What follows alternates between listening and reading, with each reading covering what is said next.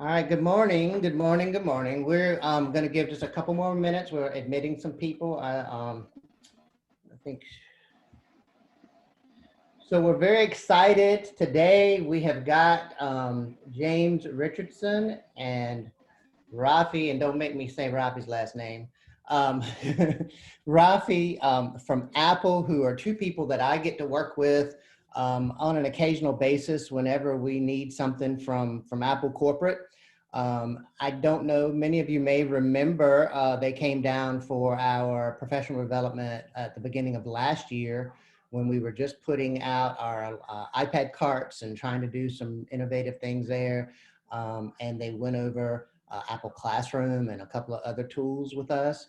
And so we're happy to have them today to be able to tell us about the Apple Pencils that everybody should have received by now, and also the AirPods that everybody should have received by now.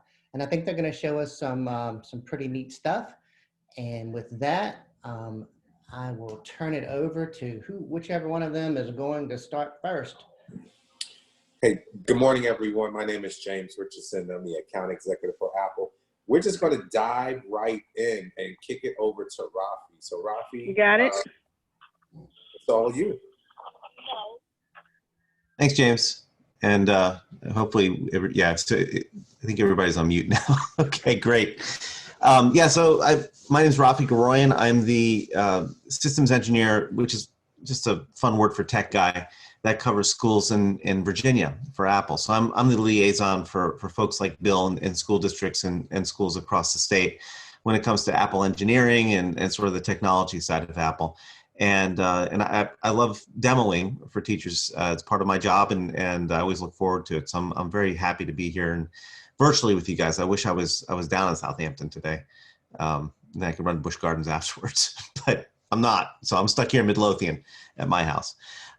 So I'm going to show a little bit about workflow with iPads when it comes to marking up documents and using the Apple Pencil. So Bill, everybody, are they using an Apple Pencil or a crayon? Which are they on?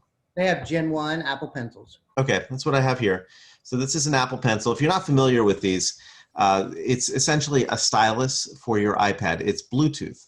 And so what that means is that the pencil has its own battery and it is talking to your iPad, as opposed to, you may be familiar with styli or styluses that are not battery powered. They have a rubberized tip usually, and they work well enough for basic sketching and that sort of thing, but they don't have sort of, they don't feel like you're using a pen or a pencil, right?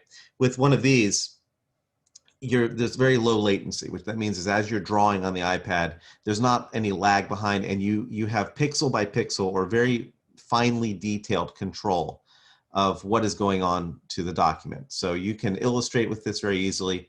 The pencil is interesting in that it is pressure sensitive, so it knows how hard you're pushing. So if you push hard, you'll get a more bold line, and it's also angle sensitive. So if you hold it at an angle, you can do calligraphy as an example with these. So from an artist perspective, these are very popular. And if you haven't played too much with it, I'm going to show you some tricks that you can take with you today, but just some housekeeping items. The pencil has an eraser tip that comes off. So if you're not aware of that, the eraser comes off, and this on the end of the pencil is your charging port. The way you charge a pencil, generally speaking, is to plug it into the iPad itself. So you plug it into what we call the lightning connector on the bottom of the iPad. The same port you use to charge your iPad, you can plug the pencil into, and it will charge the pencil off of the iPad battery. It's a very negligible charge that comes off of the iPad. You're not going to kill the iPad battery. It takes no more than a few minutes. If the pencil is completely depleted, 5 to 8 minutes tops to charge the pencil up, and you'll get hours of use out of the pencil. It's not like you have to charge it all the time. That said, whenever I am going to use my pencil, I usually plug it into the iPad just to make sure it's got a good charge for a couple minutes. That way, I don't have to worry about anything. Pencils are also iPad specific, so they will remember which iPad they're talking to, which is a nice feature. That way, if you have it around another iPad, it's not going to start taking control of that iPad. But if you need to pair it with a new iPad that it's never talked to before, you just plug it into that new iPad. It'll pop up a little message on the iPad that says, would you like me to pair your pencil? And you say yes. That's all you have to do. You don't have to go into settings or go into Bluetooth or anything like that. You just plug the pencil into the iPad, and that'll pair it to that iPad. And it'll remember that iPad from then on out. So those are just some brief housekeeping things. The eraser tips, incidentally, are engineered to be lost. It's the most annoying thing about this device, and I'm saying that as an Apple guy, I know, but there are on Amazon, there is a cottage industry of pencil tethers, like little leashes for the pencil cap. So you might want to look on Amazon if you're prone to losing little things like this. So just, quick safety tip. All right. And as we go, if you want to put questions in the chat, I'll open up the chat on my screen here, and I can answer questions as we go. And if we have time at the end, I will certainly open up to audio questions as well. Amber says, I was using on the whiteboard on big blue button and it would write. And then the things I drew would disappear. The page would also minimize sometimes. Okay. All right, we'll figure that out, Amber. I'm going to demo some stuff, and as I go through, I think I'll be able to answer some of that for you.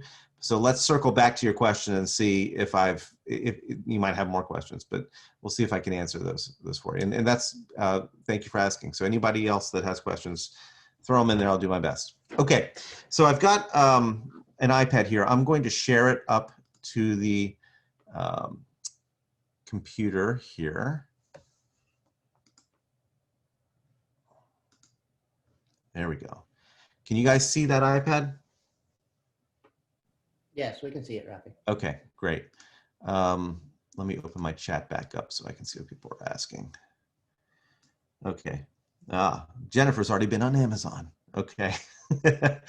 All right. Now, so I've got just a standard iPad here. This is not a special iPad. This is an iPad from 2016, so it's an older iPad. Now, I'm going to be showing a workflow here that's going to integrate some features that your iPad may or may not have. And what I mean by that is I'm running the latest operating system on this iPad. This is called iOS 14 or iPadOS 14. It just came out last month. So if you have not updated your iPad to iPadOS 14, that's okay. The bulk of what I'm going to show you will work just fine, but I will call out the features that I'm showing that are iOS 14 specific. And so after today, if you want to update your iPad, do not update your iPad if you're following along, don't update your iPad right now, because it will put your iPad into the penalty box for about 30 minutes while it updates, and then you won't be able to do anything. So just follow along, and if you need to update your iPad after we finish, you'll be able to do all the features that I call out that are special. All right, so I've got an iPad here. I want to start with just some basic iPad basics, just a quick review of some power features that teachers like to use.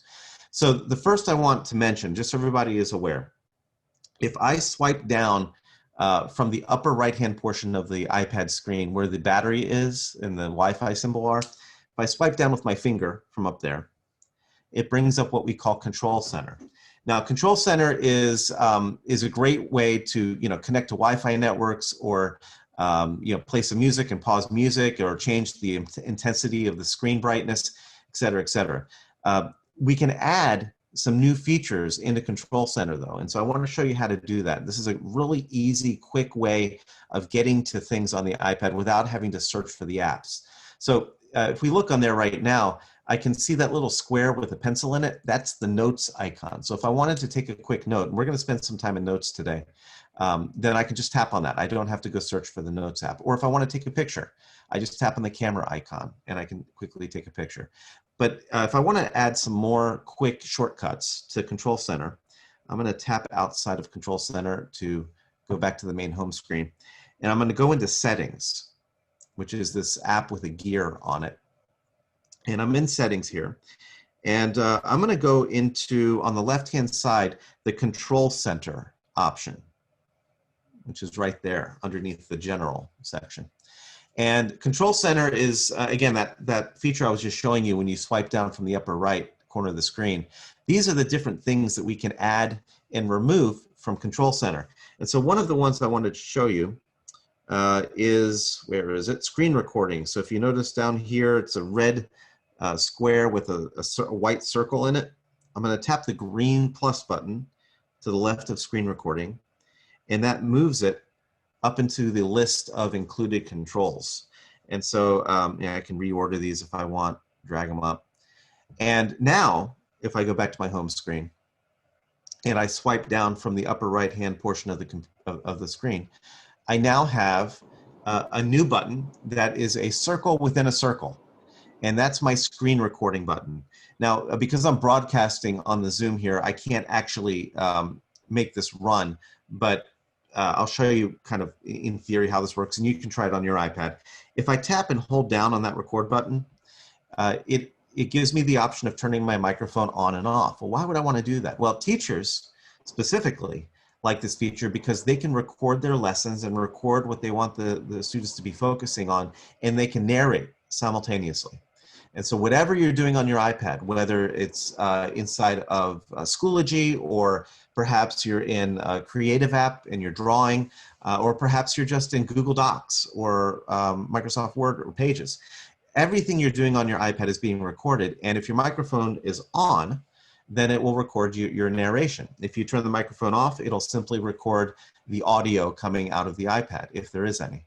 And if I were to tap start recording, it tells me I can't do it because I'm broadcasting to Zoom right now. But on your iPad, you could do it, and you would see a countdown appear in that white circle, and it would say 3, 2, 1, and then your iPad would be recording you. The way you stop recording on the iPad is if you look at the battery icon, you'll see a red circle where you can tap on that. It looks like a recording button, and that will prompt you to stop the recording. So just a quick screen recording tip that a lot of teachers, once they find out about it, they go, oh my God, how did I not know about that? So, Hey, Rafi, yeah. Yes, James. can you just one more time show us a little slower how to set up screen recording? I know you already added it to your control center, but one more time, can you add that just in case somebody missed that initial? Yeah. So and I also put the steps in the chat as well. Great, thanks. Yeah, so it's in the settings app, which is this app that I'm kind of wiggling and moving around. This is the app you have to use to add the screen recording to Control Center. So if I go into settings and I look at the left-hand menu here that I'm moving up and down, one of the options is Control Center. And so you tap on Control Center. And if you don't already have screen recording in your included controls, and I'm going to remove it from mine, you'll see it down under more controls where all the green plus buttons are. And it's alphabetical, so just look down in the S's and you'll see screen recording. You just tap the green plus sign and that will add screen recording to the list of included controls. And you know, in the interest of time, I'm not going to go through all of these, but I will call out one other one, which is the QR code reader. A lot of the teachers like that. So you can add an easy shortcut to a QR code reader just by tapping on that. And now, if I go, and I don't have any QR codes here, unfortunately, but if I go to Control Center, now I have my QR code reader. And if I tap on it, it brings up, if I can get pretend my face is a QR code. There I am. So you can scan QR codes that way. Very handy, and voice control, screen recording is also there as well. So I don't know if there's no questions about that. Got a thank you or two, so that's apparently of help. All right, now let's move into some other fun tips and tricks related to the Apple Pencil. So I'm going to open up Safari. And I'm going to go to, what's a good website here? If you don't know me, I'm a big railroad buff, and I love, I used to work for Amtrak once upon a time, so I'm always berating my coworkers with train news. And this is where I get most of my train news, from trains.com. So but let's say that you're doing a research project and you're having to go to various news websites and you're having to collect information as part of research for a project that you're working on. A lot of times the the news sites that you go to, if this lets me in, it may have a paywall on it. The news sites that you go to will often have a ton of busy content. Look, there's ads here. You know, if you're interested in speaking with nurses and I want to subscribe to the Trains magazine, for kids, this can be very distracting. And for me, this can be very distracting. So what we have built into every iPad, every iPhone, every Mac, every iPod Touch is something called Reader. And this, I promise this will dovetail into the pencil in just a minute. If you're not familiar with Reader, it's the, if you look in the, well, hang on a second.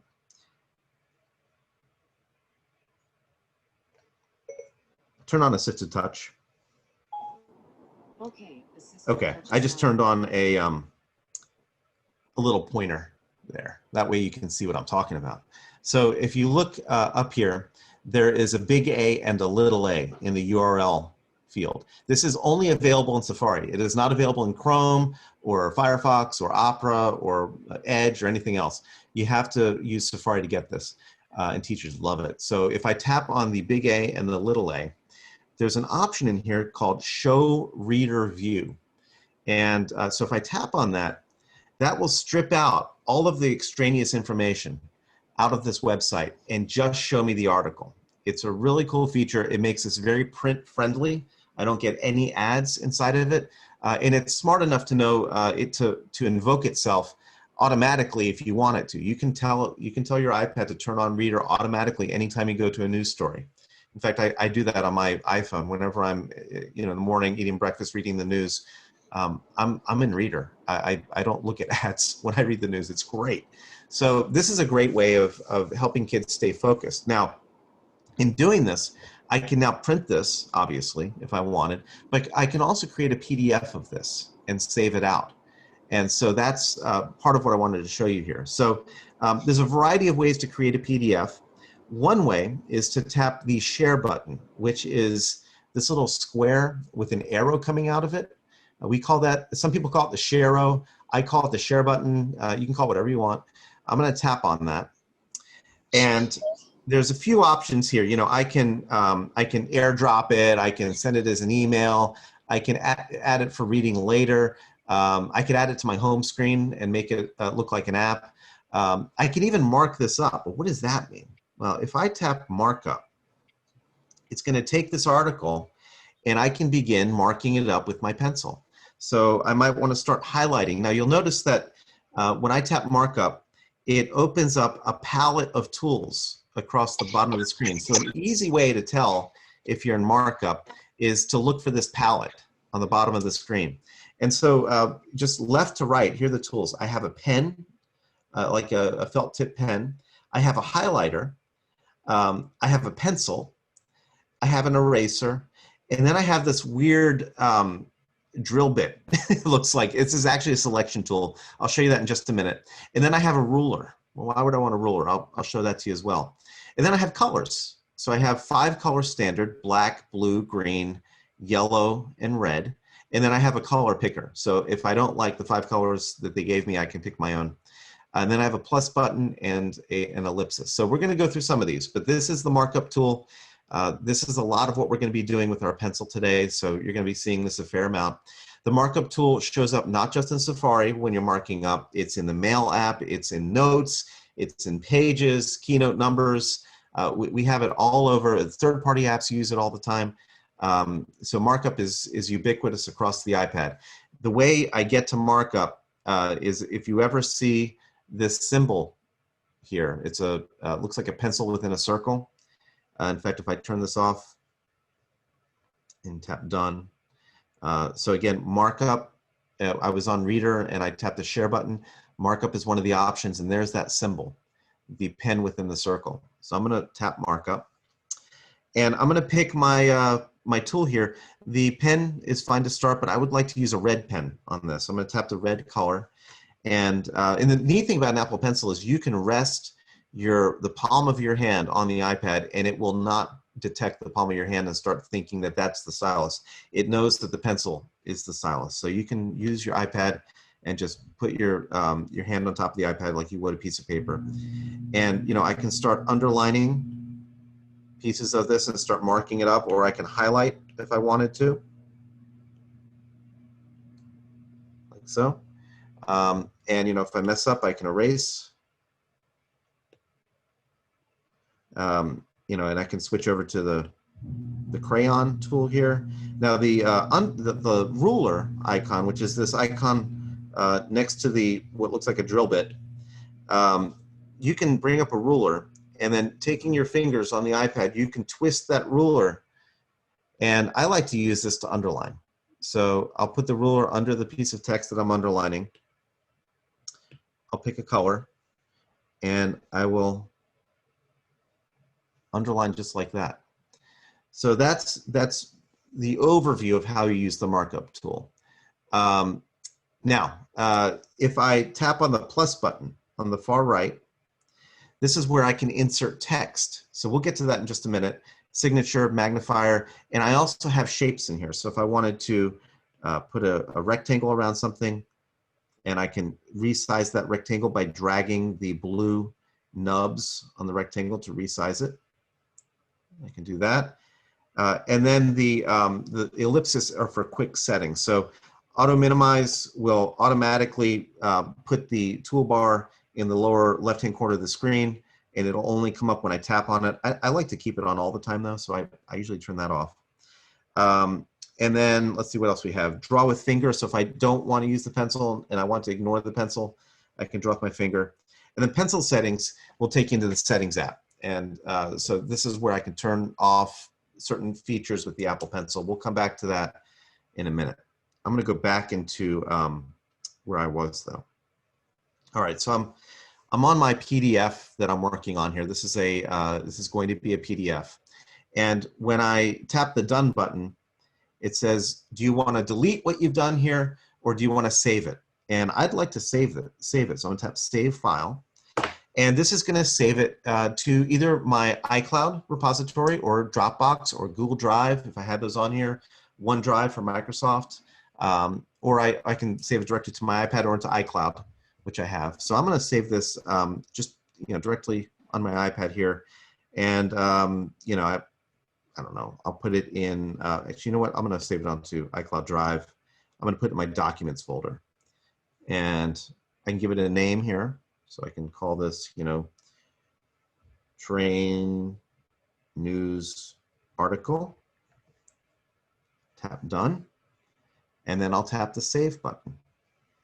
And that, in this case, has saved it up to iCloud Drive. But again, you could save to Google Drive or Dropbox. Any of those resources will work as long as they're installed on your iPad. So that's how to create a PDF from an article that's online in Safari using Reader. And again, Reader is this, when you tap on the A, the big A and little a, and then you just tap the share button and you tap it for markup, and that will make it a PDF. Very cool feature, very easy to use. Teachers love using that feature. James, anything I missed there? Rafi, you're doing well. There was just a question. I think that one of the participants was having an issue with making Safari Reader work, but that's not an issue. Continue.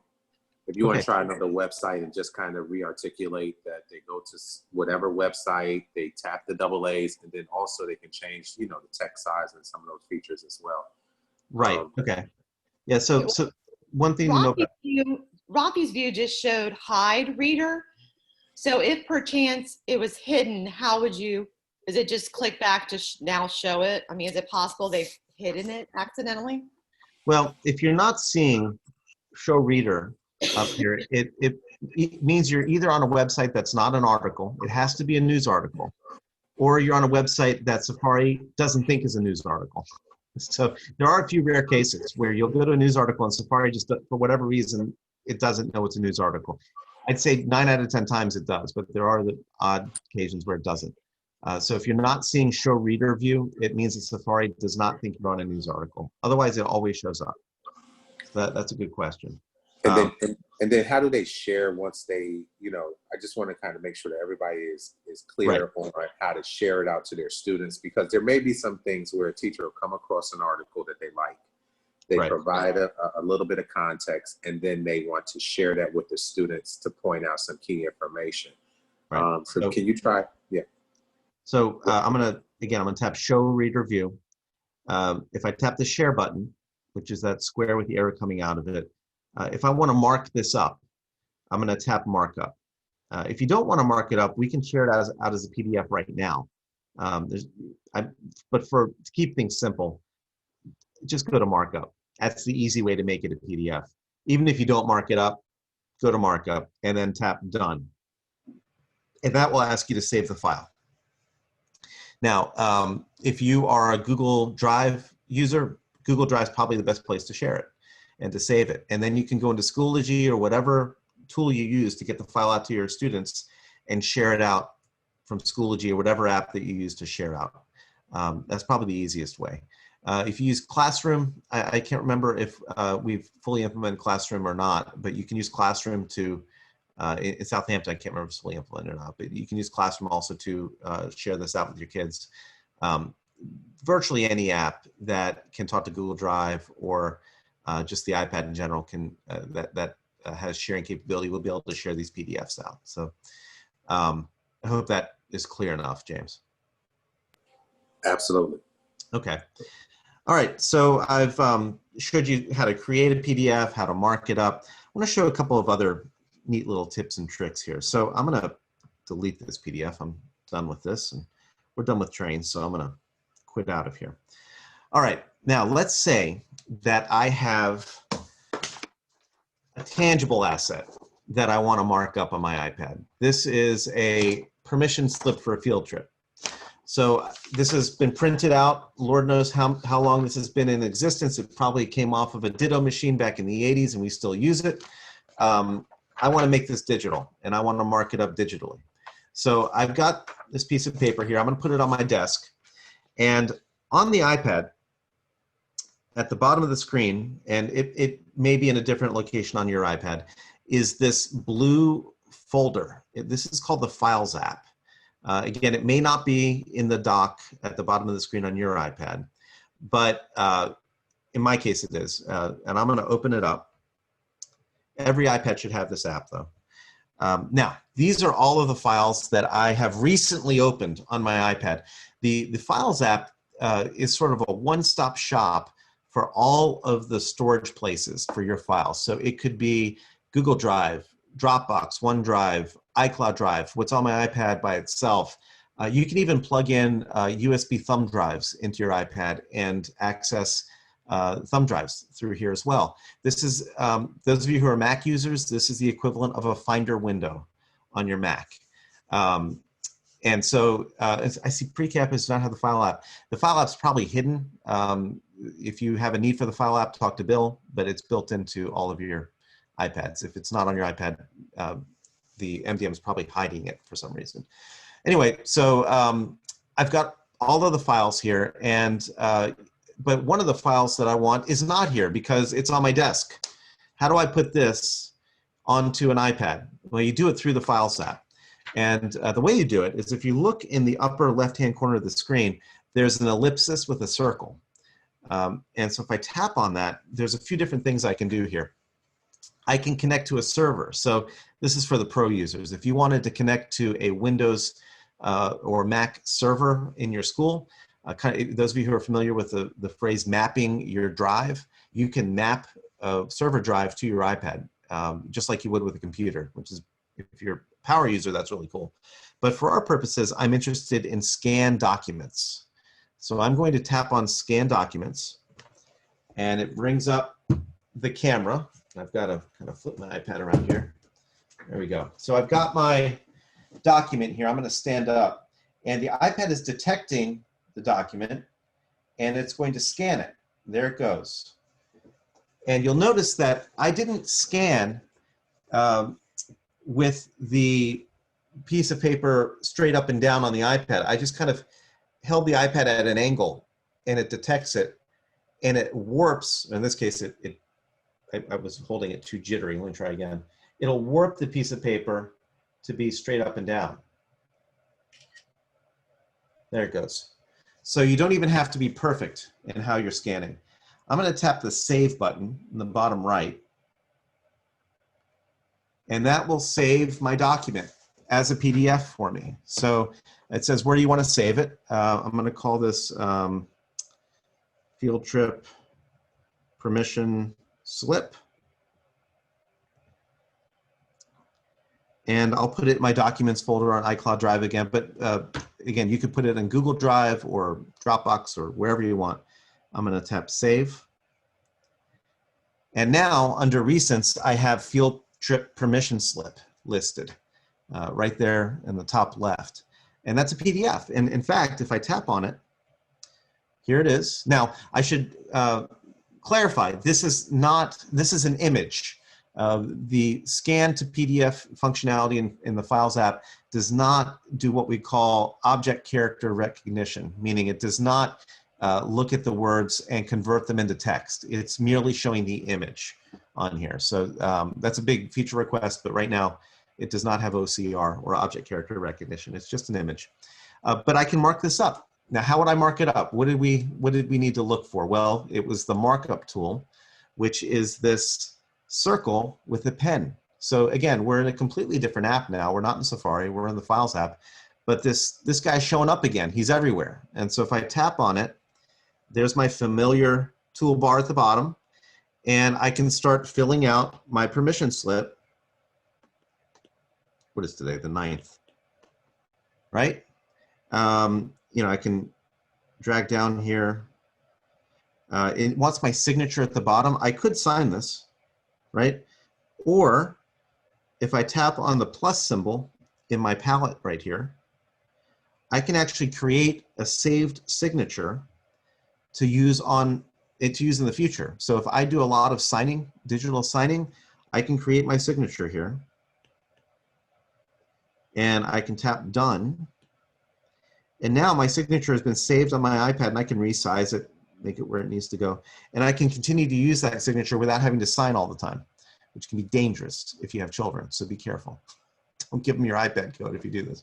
So there's my signature, and my PDF is ready. I can tap the done, and it saves that into the PDF, and I can then upload this to Schoology or wherever I need it to go.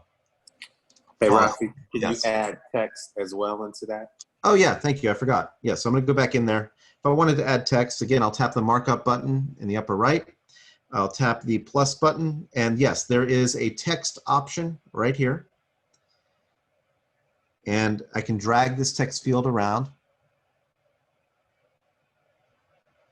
And if I double tap it, I can change what it says. So instead of writing it out, I can type it out. So zoo field trip.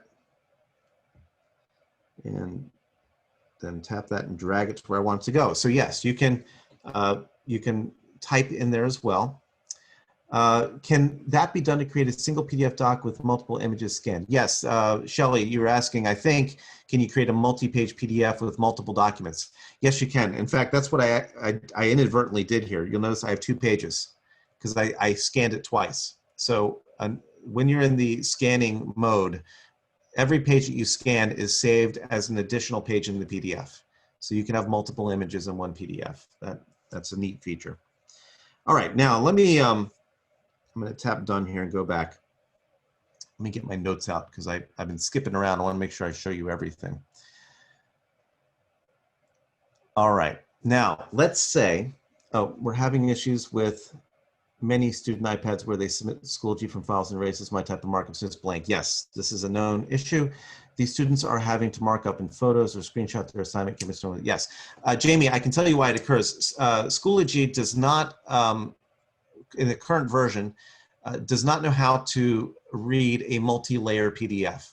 So when we're creating PDFs, you are essentially layering your text on top of a background image.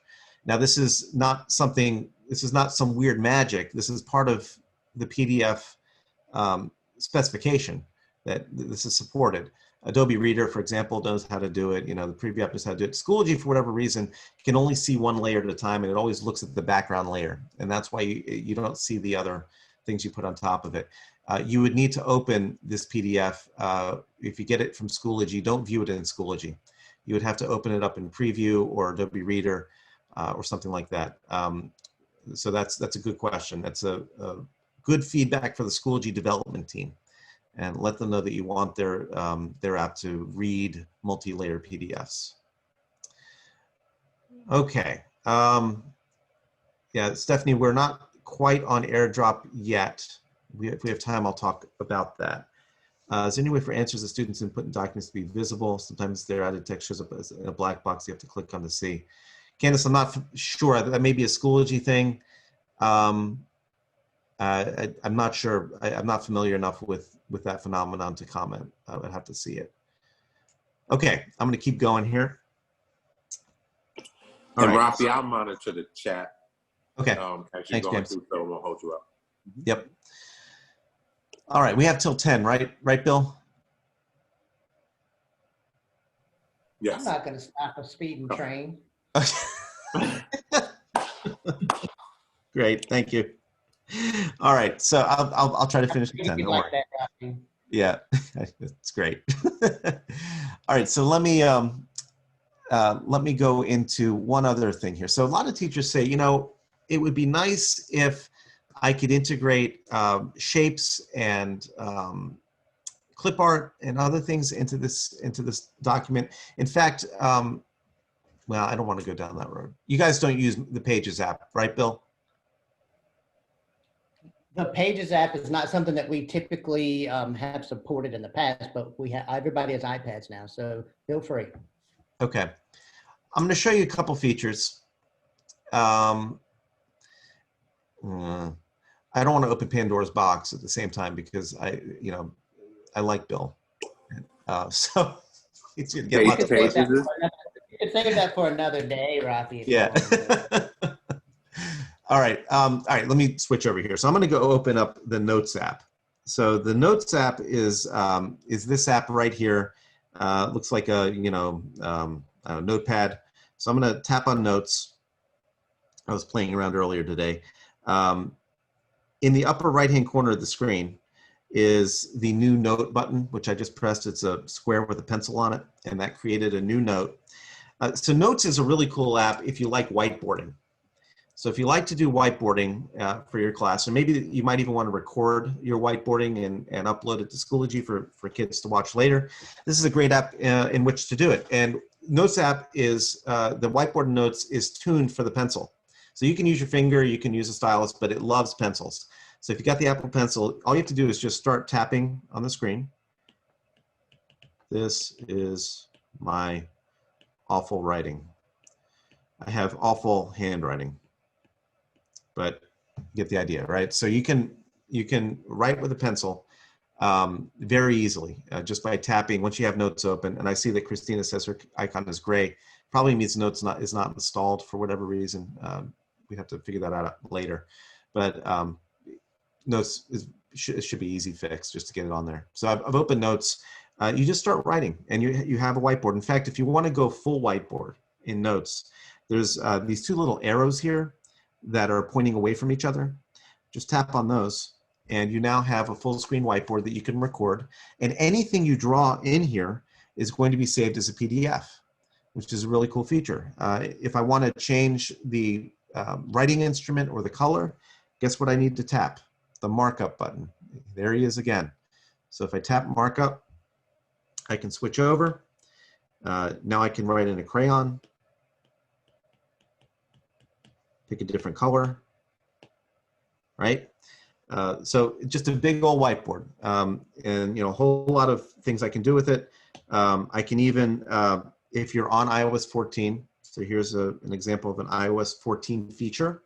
You'll notice that on my markup, I have this little silver pen with an A on it that only appears on iOS 14 when you have a pencil. This is a really cool feature. If I start writing in Notes, watch what happens. Look down here.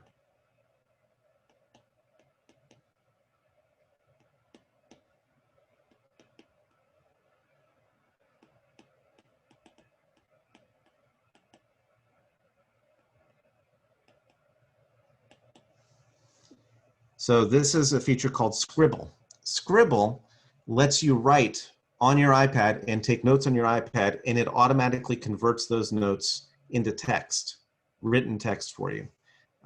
It can be used in any app that supports it, and more apps are getting updated to support Scribble. So for example, if I go out to just like the Maps app, just as an example, where's Maps on here? There it is.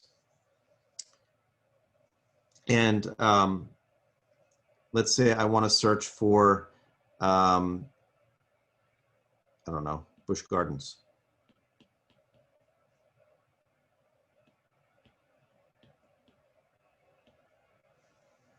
There it is. And I can write into any field that I would normally type in.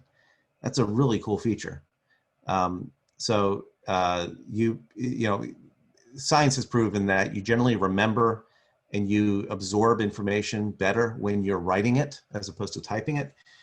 Scribble has taken that and it's brought notes to the iPad in just a revolutionary way. I mean, this is stuff that we used to dream about back in the 80s and 90s, and now we're doing it for real. Hey, So, Rafi. Yeah. One more time, go back to notes for me.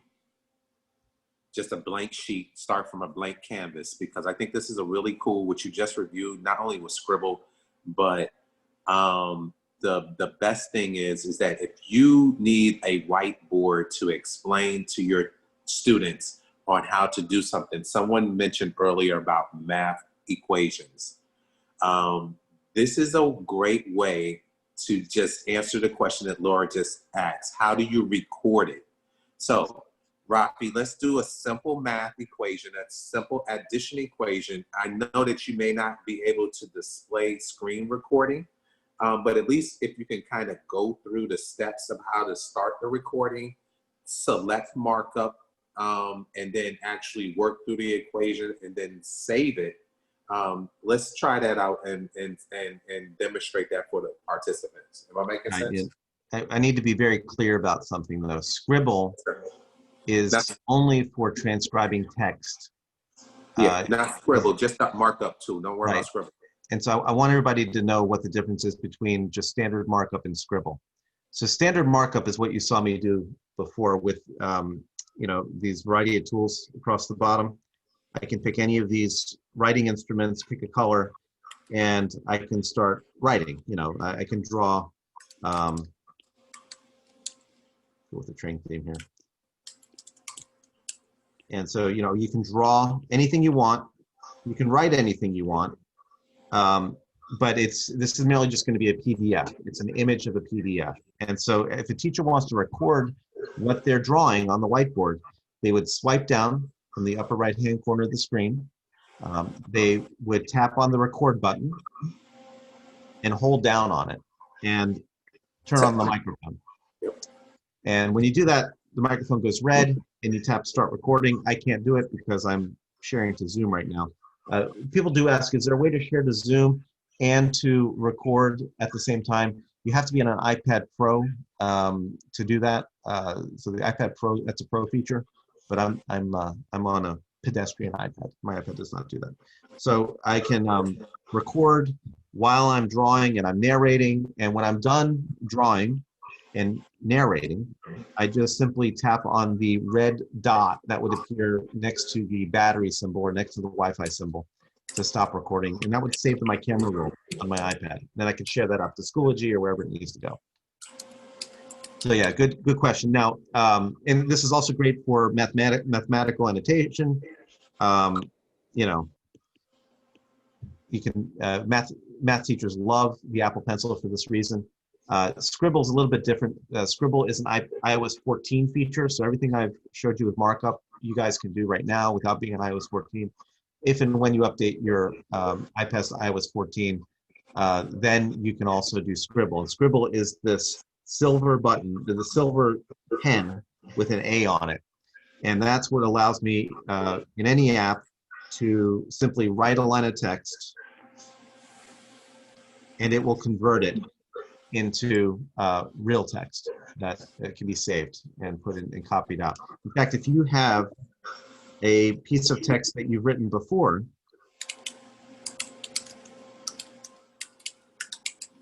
You can even tap on it and hold your finger, and the iPad will detect it as text, and you can copy it as text and then paste it elsewhere on the iPad, which is a pretty neat feature. So that's a power user feature. So that's just a quick review of Scribble versus markup. While I'm on the topic of Scribble, you can do all kinds of things with your pencil. So if I wanted to delete a piece of text, all I do is I scribble it out, and that deletes it. Do it again.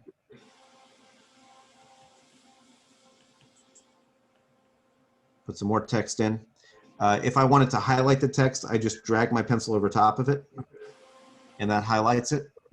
If I want to insert a piece of text in between, I just hold my pencil down.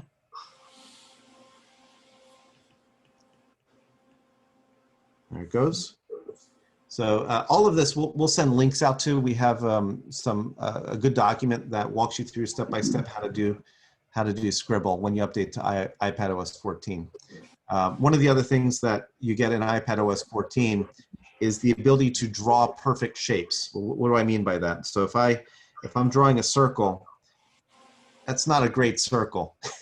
In fact, for these wheels on the tender of the locomotive here, I just kind of erase all these out here. I need to put like better looking wheels on this tender. The way to draw a perfect circle in iPadOS 14 is to draw your circle and then pause at the end, and it will convert it into a real circle. Just hold your pencil down when you get to the end of the circle. Makes it look pretty nice. So that's a new feature. It does, triangles and squares and, all kinds of fun stuff. Let's see if there's any questions here. We're good to go, Rafi. Some of the stuff is actually unique to what they're working on and trying to use Scribble. Folks, real quick, and Bill, if you want to chime in here about iOS 14, that'd be good for the staff members that are up here. Yeah, sure. What did you want to say about it? If they're supposed to be updating or not. I see that some people have, and just from the district perspective about your updates. I'm not necessarily opposed to it, but we standardized on iOS 13. That's what is on the iPads that came to us that we ordered this summer. We don't have anything that we purchased that had 14 on it when it came out of the box.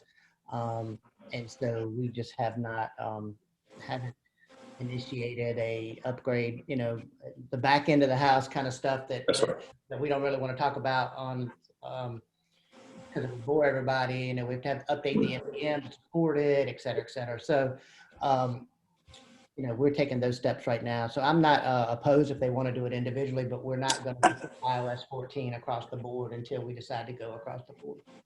Okay. Hey, Bill, we have the push for it. So I don't know if the way you're phrasing it's clearly understood. So teachers have a push prompting them to 14.01 so they can choose to download on their personal device and go ahead and update it, correct? Right.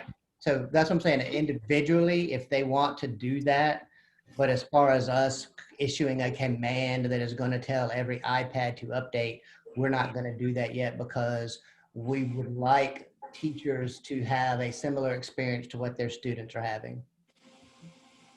And to answer April's question, yes, Scribble is an iOS 14 feature. So if you want Scribble, you have to update.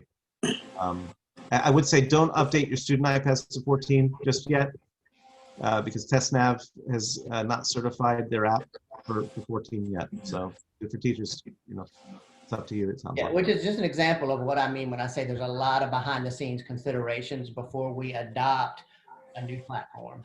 So we have to be able to support it management-wise. We have to be able to support it app-wise. We have to be able to support it feature-wise. There's a lot of things that go into making the decision to go from one rev to the other. Yeah. The last thing I'll show you is something I think everybody knows about, but just in case you don't, screenshots and marking up screenshots. So if you're in an app and you want to mark up a screenshot of an app, let's say I'm in the Maps app, and I'm going to go to Busch Gardens here. Busch Gardens is on my mind because we just made our reservations for the October event. So I apologize if I'm just excited, but I'm looking forward to it. All right, so I've got Busch Gardens here, and let's say that I want to take a screenshot of this and mark it up. There's a couple ways to take a screenshot. The easiest way that most people know is to hold down the power button on the iPad and the home button on the iPad simultaneously. And that will create a flash on the iPad. And in just a second, you'll see in the bottom right-hand corner a thumbnail of the screenshot. So watch, I'm gonna do it right now. 3, 2, 1. There's a bottom left corner. Here's my thumbnail. Now, if I don't do anything to this thumbnail, it will automatically save it to my camera roll. So if I just let it go, it'll disappear and it'll go to the camera roll in just a minute. There it goes. Now, if I do it again, I'm not gonna let it go. I'm gonna tap on that thumbnail. There's the thumbnail. I'm gonna tap on it and it brings up the markup tool. So this is the easy way to take a screenshot and mark it up immediately and save it either as a PDF or as an image. So in this case, I'm gonna take my pencil and, I'm gonna, mark where I'm all, where is everything here? Anyway, this is, let's say we're going to park and come in, and this is where we're walking. This is where we go here. This is where I go and I throw up on Alpengeist over there and over here. And okay, and this is where the kids just get on my nerves, and then we decide to go home. Okay, so that's my trip to Busch Gardens. I just marked it up, and I'm gonna tap, in this case, I'll tap done, and I'm going to save this to my photo roll. And I have, in this case, a JPEG file, or I can tap full page, and I can mark it up again. And this will save it as a PDF to my Files app. So you can save as PDF or as a JPEG when you're doing screenshots, which is pretty cool. Now, if you're using a pencil, you can also take a screenshot. Let me cancel out of here. Without, if you find it annoying having to press 2 buttons at once to take a screenshot, you can take your pencil and swipe up from one of the bottom corners of the iPad. So I'm gonna pick like the bottom right corner, I'm gonna swipe up with my pencil, and that takes a screenshot, which is a neat little pro tip. So again, if you wanna take a screenshot without touching buttons, take your pencil, drag it from the bottom right corner of this iPad, and I believe this is an iPad OS 14 feature. This may not work on 13, I don't know off the top of my head. Something else you can do, another fun pencil trick, is if you're on the lock screen of the iPad, if you tap your pencil on the lock screen on iPad OS 14, it automatically opens a Notes app for you, which is an easy way to get into Notes. Just tap on the lock screen with a pencil and you're in Notes, and you're in the whiteboard. Let's see here. Does the key with the camera work the same way? I'm not sure what key we're talking about. I don't know the answer. And is everybody able to see my screen? Somebody said they couldn't see my screen. Can you guys hear me? Yes? Okay. We can hear and see you. You're fine. Okay, great, thanks. Okay, so Bill, that we're coming up with five of, so I can pause for some Q&A if anybody wants to come off mute or ask questions. If there's anything I skipped over or didn't spend enough time on, or just you want me to talk about again, I'm happy to do that. Hope this was helpful. Can you show the second screenshot one more time, the one for 14? Yeah, so if you want to take a screenshot, doesn't matter where you are, and you don't like pressing buttons, just take your pencil in the bottom left or bottom right corner of your iPad and drag up, and that makes a screenshot. So it's pretty handy. If you have your pencil in hand at all times, it's an easy way to do it. Can you show how to take a picture of the markup on it? Yes, so I've got my screenshot ready here.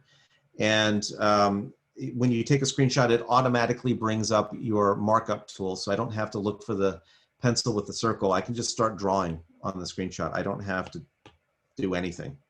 And then when I'm done, I just tap the done button in the upper left. And again, I can save it out to photos or to files or delete it. So the permission slip thing. Okay, yes. So I was in the Files app, and this is where I have a, I think you mean where I had the scanning, right? So I can tap on the Files app. That whole scanning feature was inside of this ellipsis in the upper left. So if you tap on that ellipsis, you'll see Scan Documents. And I'll tap on Scan Documents. Let me pop the iPad out of here. There we go. And hold the iPad up. And again, I don't have to hold it straight up and down. It warps it. And any other additional pages that I want to scan will be integrated as a second page of the PDF. Move the camera closer.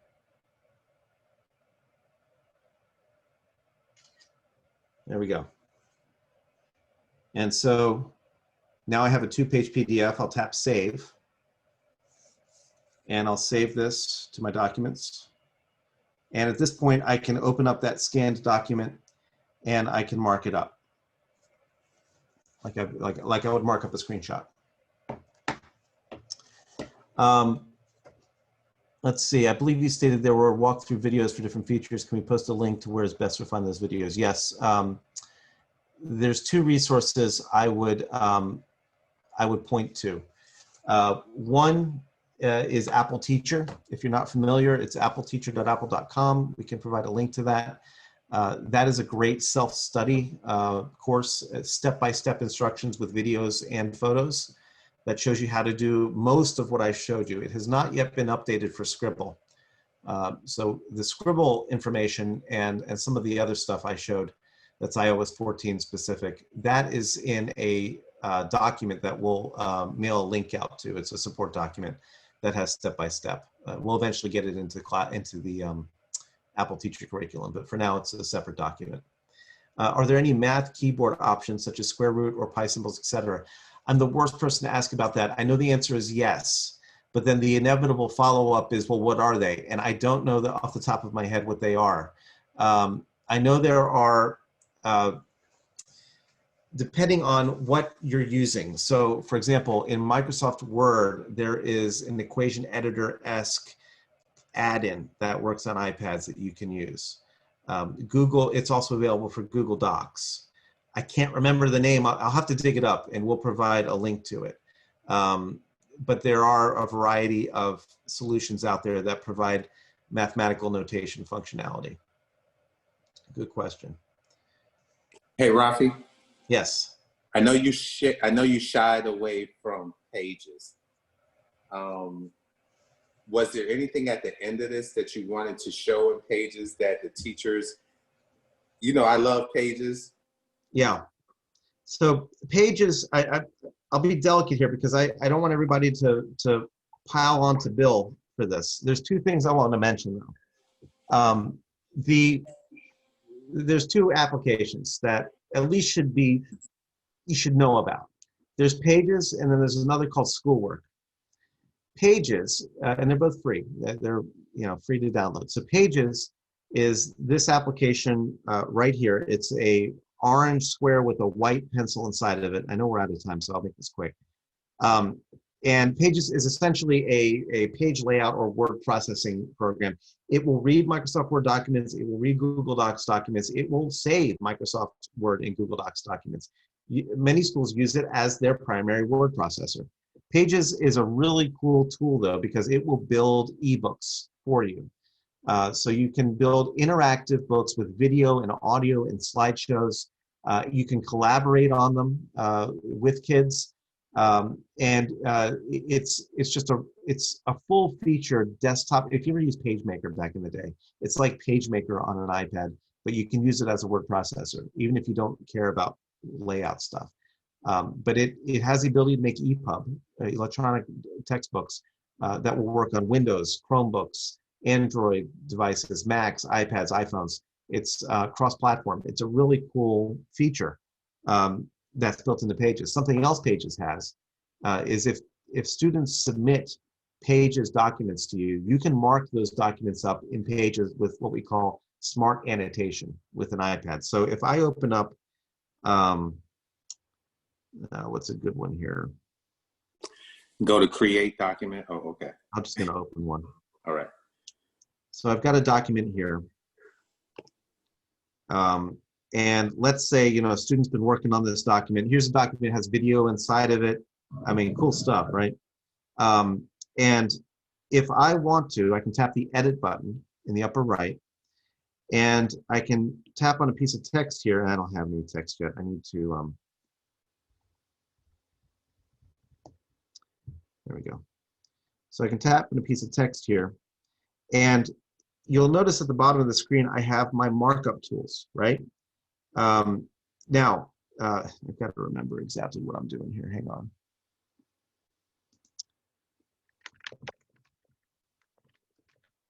So I can mark up this student document with my Apple Pencil, and I could even use Scribble as part of this. So if I wanted to, you know, add my own text on top of my own drawings, I can do that.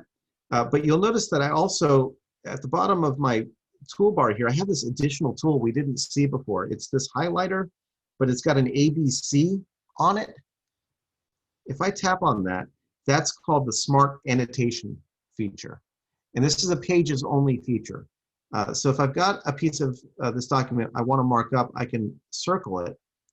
A bad circle, let me do it again. There we go. And then I can also tap the pen here.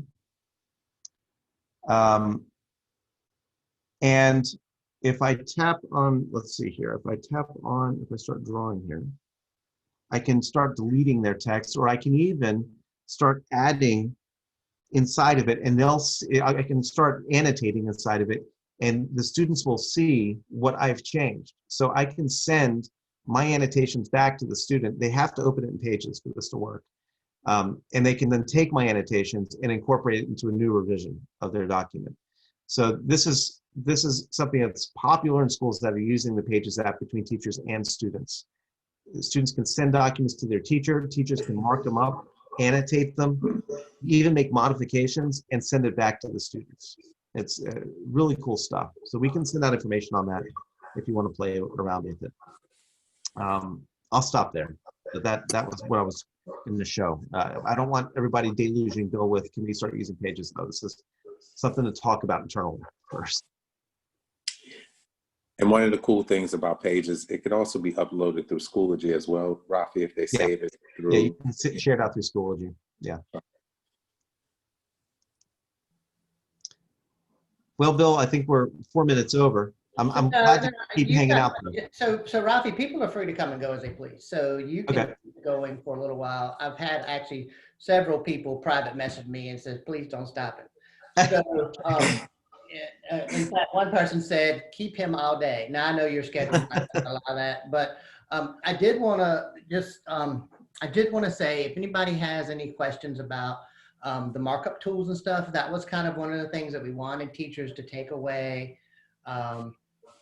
from today was, you know, getting a little bit comfortable with markup tools, at least enough to feel like you want to try it and start doing some stuff inside the iPad with markup tools. So we'll entertain questions for that. The other thing is, Rafi, that we also gave them AirPods. And I know that's a quick, not hard training to do, but I didn't know if you had time to go over, you know, just the pairing and charging.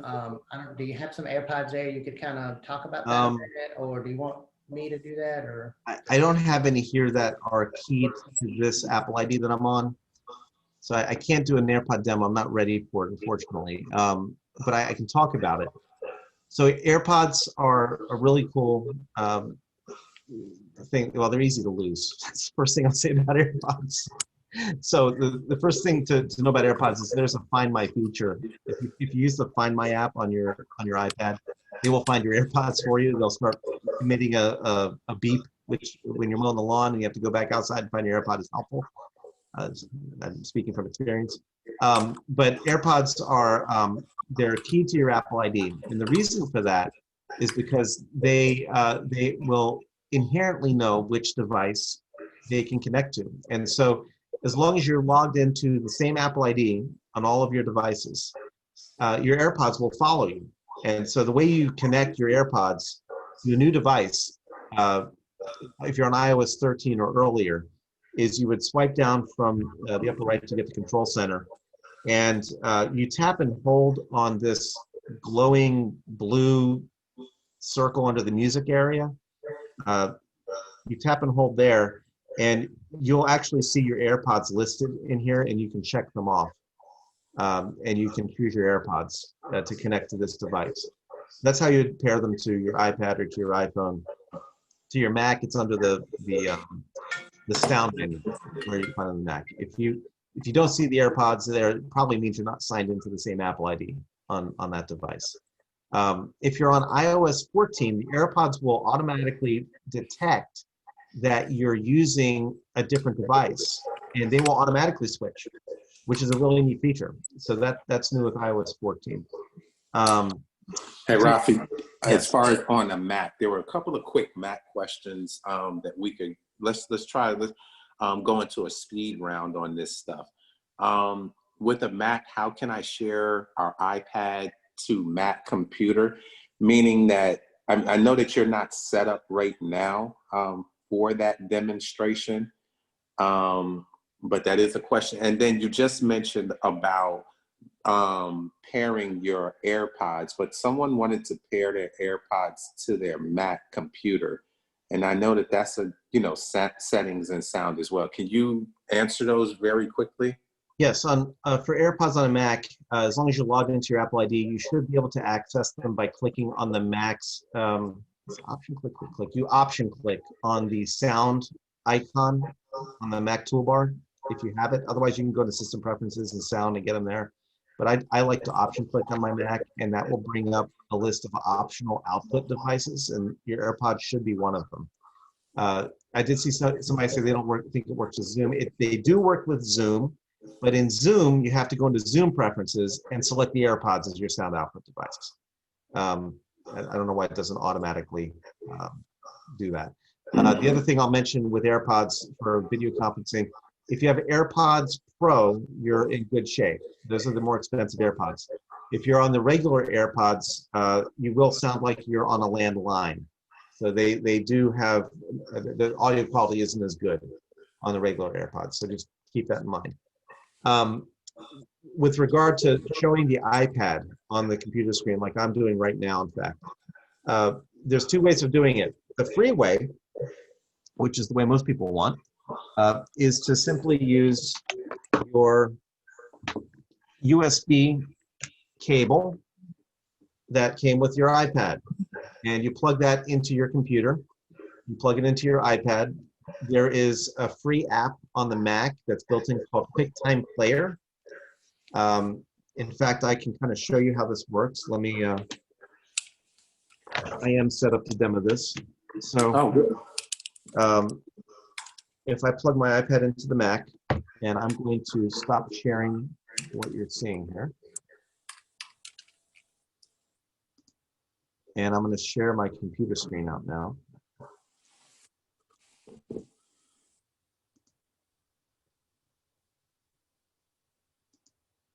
Okay, let me turn off this, since that will confuse you. Okay, so here's my notes of what I was showing you the pages.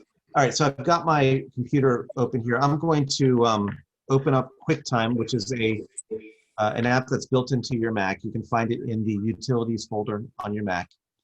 And if I go up to the File menu, and I realize my computer is very small right now for you probably, but I have a big screen. If I click the File menu and choose New Movie Recording, that's how I can display the iPad on my Mac. So I'm going to pick New Movie Recording. It's going to open up a window, and you'll notice there's a record button on that window. And to the right of it is a little down arrow. If I click on that down arrow, it will show me the different cameras that are at my disposal, one of which is called my iPad. The iPad is considered a camera. And so if I choose the iPad, I will now see my iPad screen on my Mac. And I can even record the iPad this way on my Mac if I want to use the Mac to do the recording. So now I've got my iPad displayed on my Mac, and I could share this out to a Zoom if I wanted, or I could put it up on the projector for the class if I want to do that. So that's how you do it. It's a QuickTime player. You go to New Movie Recording, and you have to choose the iPad from the little drop-down caret that's to the right of the record button. So that it's kind of convoluted, but it's free, so it works. So that's the free way of doing it. The not free way, but the cool way of doing it is I use an app called Reflector. There is an education discount if you want it. Reflector is a very popular app amongst teachers, and it lets you share your iPad to your Mac wirelessly. So I'm running Reflector on my Mac right now. It's this app. It's in the menu bar at the top once you've got it installed. And on my iPad, I probably should have. Let me bring QuickTime back up. I'll show you what I'm doing on my iPad. All right, so on my iPad, if I swipe down from the upper right, I can't do it because if I were to tap on where it says dock connector, it normally says screen mirroring right there. I can choose my Mac as an AirPlay device. Like if you have an Apple TV, you're familiar with AirPlay. In this case, I've got Reflector installed on my Mac, and it turns my Mac into a receiver for iPad wireless connections. And so I can tap MacBook, in my case, and this may not work because I'm like creating a mirror within a mirror within a mirror. Yeah, what are you trying to do to me is what it's right now.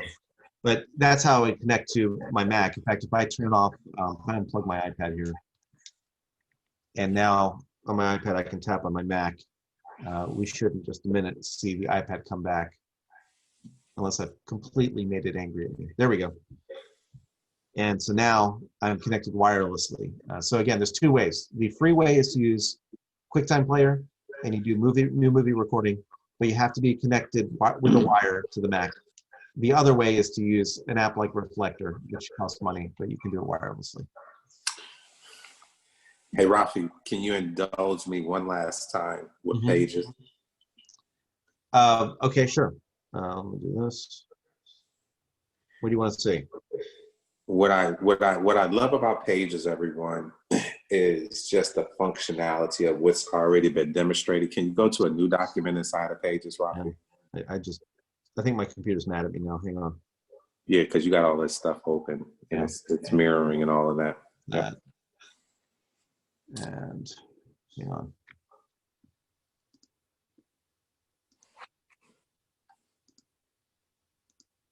All right, let's see if this works. Okay. Okay. Let's create a new iBook, because I just want to highlight for teachers and staff members that are here. And you know the one that I like, Rafi. You could just pick that one. That's fine. It's just the power in the tool that is here at your hands when you stop and think about how you want to, one, display information to students, and then also, again, have students give you information. These are just wonderfully laid out templates that you can really just use at your disposal. And there's for all different kind of contents. Rafi selected the one that's more early childhood. But when Rafi, I saw that it closed out. When you open it back up, before you kind of look at the templates, can you point to the different templates that are there real quick? Yeah, hang on. Mm-hmm. So if we go back one step. Mm-hmm. So I'm going to tap on the plus button in Pages here. This is how I get to the templates. Yep. The main screen. And if you just look down here, one, you could put them in portrait, but they're wonderfully laid out for also in landscape, and it matches all different kinds of content. So just explore some of those. But Rafi, you picked the one that I always go to, and that is the story. And again, can you Down in the bottom left-hand corner, Rafi. Tap, yep. And again, here's something that you can do with the pencil. Have kids create their own drawing. So put a blank page in there, Rafi. And what's more powerful than having kids go through and create their own picture? And I know what Rafi's going to draw. I bet I can bet money on it. No, I'm not gonna. I'll draw something that's. And as he's doing that, the cool thing about it is that children can create, you can include their own drawings inside of their own books. And what I love about this is that not only is it just, it can be handwritten notes that they can put in there, but they can also add video. They can also add pictures. They can also add recordings of their voice, so audio recordings. So within all of this is a simple button that's called the plus sign up at the top right-hand corner, where all of these items can be added directly into this one particular book. And Rafi just tapped on it. Can we put a picture in? Is that what you're asking? Yes, sir. Like out of the photo roll, that sort of thing? Yep. Okay. And there's one of Tiffany. Hey, Tiffany. That's actually the one that we, down at the bottom right is 1, 2, 3, 4. 4 to, there you go. Tiff is in Southampton. This was when we did that training, I guess. This is when we did the training last year in Southampton. Yeah. And you can also add video to that as well. And but my point to everyone is that don't you can utilize, there you go. That's when we were in one of the rooms at the high school. And notice that how Rafi is just adding these directly in. And Rafi, if we had a different page, we could add that onto a separate page as well. Yeah, I mean, I can put it wherever I want, you know. Yeah. And you can easily create these books and then simply save them out as a electronic publication or EPUB using the Share or is it Lips and Share. So export is where we can put Here it we go. Yeah, PDF, Word, EPUB, RTF, or a Pages template. Yeah. So folks, please, I know that it may not be highly used, but if you were doing a presentation to your students on planets, or whatever content, it doesn't matter what it is, you can create these small 3 to 5 page book and share them out to your kids. It can be for the entire week, and about step by step what you want kids to do. You can incorporate any of the information along with your audio recording. So I just think that this is just an awesome tool to use and to create and use in your toolbox. Any questions about that? Thanks, Rafi. I just wanted to just kind of highlight that because, it's just a powerful tool for teachers to also create digital portfolios and students to create digital portfolios with multiple multimedia pieces included.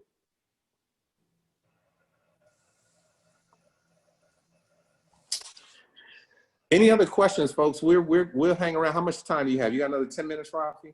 Yeah, I'm free. Yep. Okay.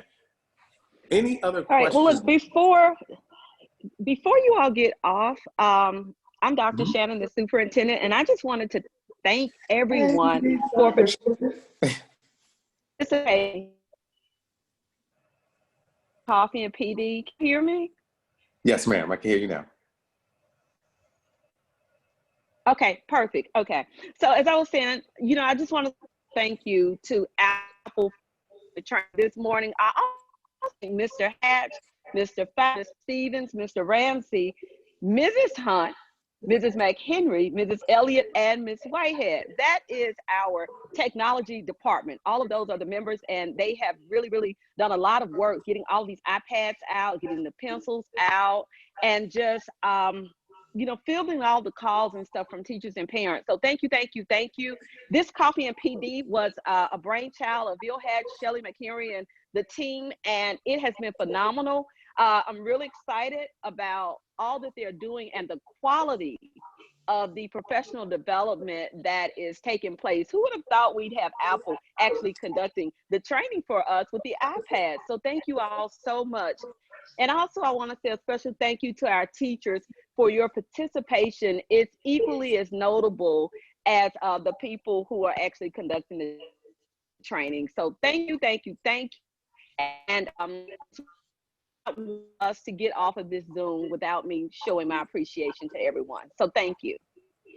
And what we like to say is that this is what we're committed to. One thing my team in Virginia is committed to is helping to support educators with using our resources effectively and efficiently. So please invite us out. I've already articulated this to Bill. It was about 152 participants at one point, which is amazing. And if we can share and help, that's what we're willing to do, and that's what we'll continue to do. So Bill already knows that. I've already said that a few times, and it was great for us this morning. There is so much more, and we would love to learn with you, hear your challenges, and also share some of the information that we have about how to kind of cross and really kind of get over some of those challenges that you may be experiencing. So it's a feedback loop for us. So please continue to share with us some of the things that you're experiencing in this learning environment that we're in, and we want to help. James and Rafi, I also want to say thank you. We, of course, have a great relationship with Apple, have for years. And these are the people that maybe most of you don't see a lot, but I get to talk to from time to time. And they're great. And James has committed to coming back and doing some additional professional development for us. So if teachers have some ideas on some things that they would like to see, and I don't want to waste their time on small stuff, but if they, if there's a group of teachers, say, for example, that want to have a PD on making an e-textbook, that would be the type of thing that Rafi and James would come in and start with us from beginning to end to kind of, and that might even go over a couple of sessions. There's some other things that they can, that they're willing to do, particularly when you get into the creative side. That is Apple's push right now, is trying to use their Everyone Can Create tools. And so we're open to suggestions to have them come back and do some additional stuff for us.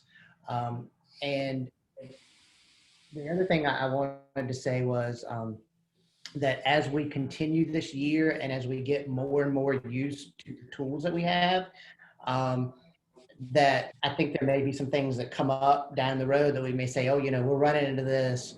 And so we may have to tap into your resources, James and Rafi, for some of those things. And we're just getting started. They just got their pencils last week. And some people are still, I think, hadn't gone by the library to pick theirs up yet. So, I expect as usage goes up, questions will go up. I did want to say one thing that I think we might want to touch on is that while Rafi demonstrated the pencil, and that was specifically so that teachers could get used to the actual tool that they've been given, 90% of the things that he showed are not pencil specific, they're markup tool specific. And so these styluses that we gave out to every child in the division, the reason we gave these out is so that we would know that everybody had a good stylus. And those markup tools can be used with the stylus as well. And most of the things that he showed can be used with just a simple stylus. There are some things that are Apple Pencil specific, and he called those out. But the goal of today was to show you the markup tools, to show you what you can do with the Apple Pencil that's now in your possession. And then for you to be able to take that and then work with your students to be able to show the markup tools and how you would like them to do documents and send them to you and that kind of stuff. So from that, we'll get any other questions for today? And Bill, just as you are, we're winding up, I cannot stress enough, appleteacher.apple.com, appleteacher.apple.com. Everything that we went over is contained within that platform. And you can go step by step. There's information for Mac and iPad. And y'all have our resources. And so we want to help you leverage that as much as possible. And one of the key ways is going to appleteacher.apple.com and just logging in and working through. There's plenty of lesson ideas. Everyone can create resources are there. Teaching remotely resources are there. Free video there's small vignettes that teach you just numerous things about our Apple ecosystem from our APL specialists. And then also, Bill, what I will do is share out what our APL specialists are doing on a weekly basis, the different types of trainings, so that if teachers are available, they can log into those trainings, and then some of them are recorded, most of them are not. But if they have some time during when those trainings are being held, we'll definitely make sure. And then finally, we're committed to this work. So please, don't allow us not to help. Invite us back. And if our schedule allows, we're willing to do as much as we can. So thank you all for your time today. And a lot of you hung in with us today as well. And I love what you said about whatever is relevant to you is what we want to talk about. So if there's content or there's specific things that you want to know, Bill, just capture that information, or the ITRT. Shelley, you've been awesome today. So thank you for your help with setting these up. And that's something that we want to continue to work with you on. So, nothing is too small or too big. Please let us know. All right. Any other questions for today? Thanks again to James and Rafi. And I'll give one last time. Anybody want to unmute their mic and throw anything out or in the chat box? Thanks for the comments in there. I see a lot of people said, James, that they learned so much more about their iPhone just by sitting through iPad training. Right. And that's what's so fun about this. We don't know what we don't know. And the fun thing is that's why this time together is always good for us. Rafi and we talked about doing some office hours anyway. So this kind of helps us to accomplish one of those goals. Okay. Well, if that's it, my thanks one more time, and we will end the meeting. This has been recorded. So we'll edit out all the things that James said he doesn't want in the, before we let everybody in the waiting room, we'll edit those parts out. And then we'll post this up to our normal way of sharing our PD. And next week, we will not have Coffee PD because there is iReady training that is going on next Friday. So we'll get back into Coffee PD 2 weeks from today and watch for what those sessions are going to be. And again, if you have some suggestions for sessions, we're all ears. Thanks, everyone. Have a great day. Take care.